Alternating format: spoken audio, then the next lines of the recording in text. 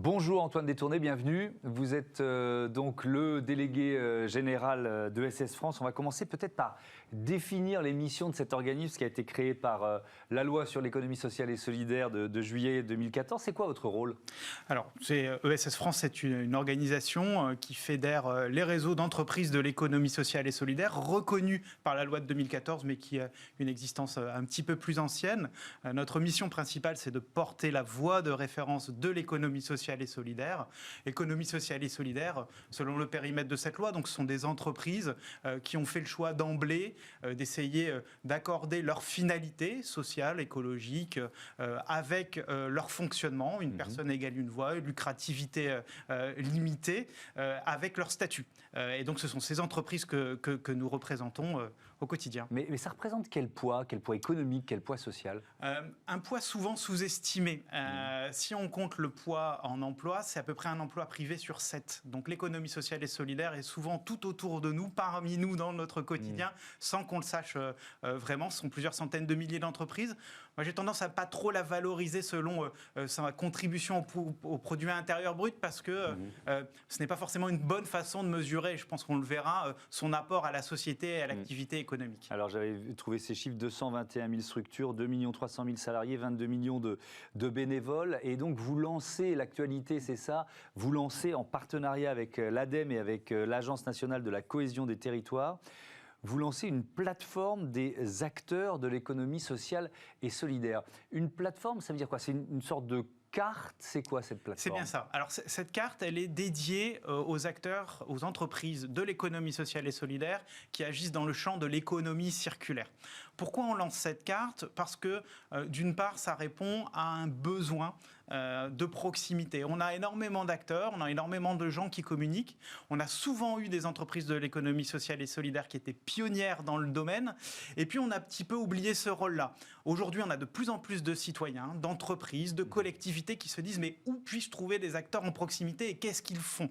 Et donc la réponse à ce besoin, c'est Carteco, qu'on va trouver sur le site carteco-ess.org. Carteco-ess.org. Voilà, okay. Exactement, où des réseaux de l'économie sociale et solidaire en région ont fait un travail de recensement, 7 réseaux régionaux qui est amené à se développer, à se déployer pour justement valoriser ce travail et permettre à chacun et à chacune de trouver en proximité l'acteur du bout de sa rue ou de sa ville.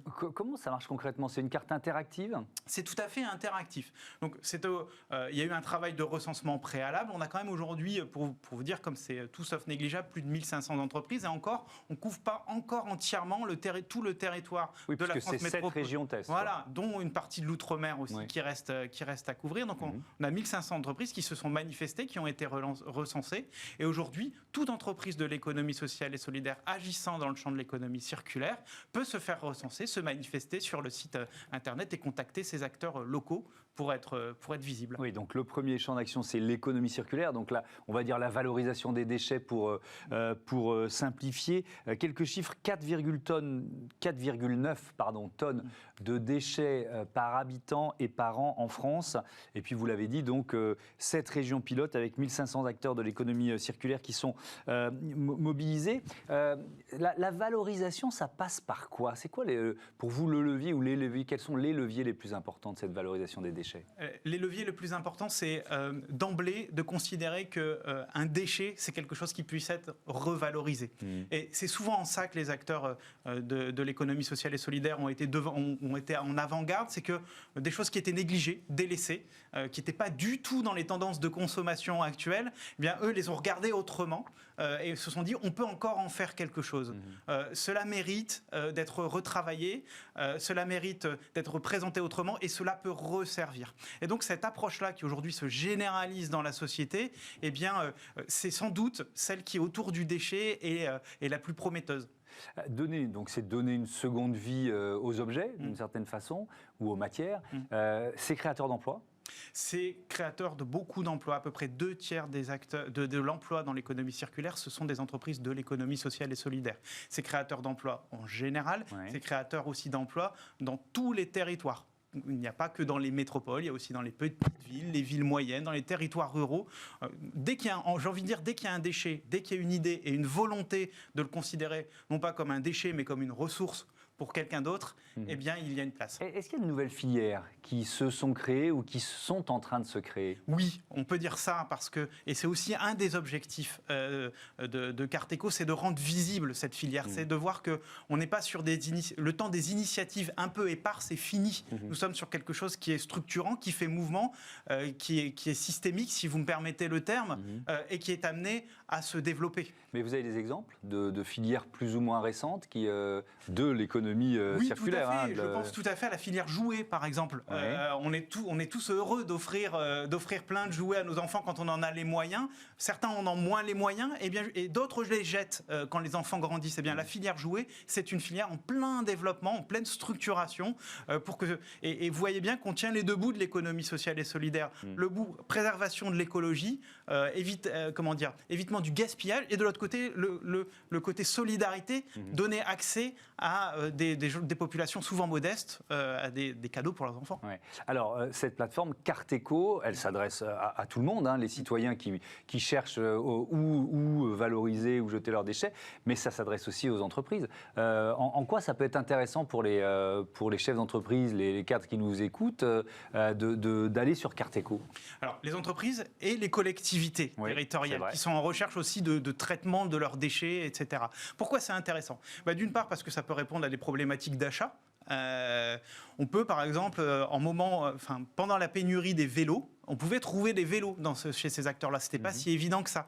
C'est aussi un moyen de trouver des choses qui sont en pénurie par moment. On peut les avoir en proximité. C'est aussi un moyen, dans des politiques RSE sans doute, de changer le rapport aux déchets, à ce dont on se débarrasse, et se poser la question de ce qu'on en fait. Ce n'est pas que la question des approvisionnements, c'est que devient ce qu'on a utilisé. Donc vous voyez, il y a plein de logiques. Et la plupart des entreprises recensées sont des acteurs, j'ai envie de dire, des changements des pratiques citoyennes. Donc ils font aussi de l'initiation au recyclage, à l'upcycling. Donc ça veut dire que on peut imaginer un chef d'entreprise qui va proposer des formations de la pédagogie à ses salariés. Tout à fait, et même parfois surprendre ses salariés en voyant ce qui peut être fait de ce qui est jeté.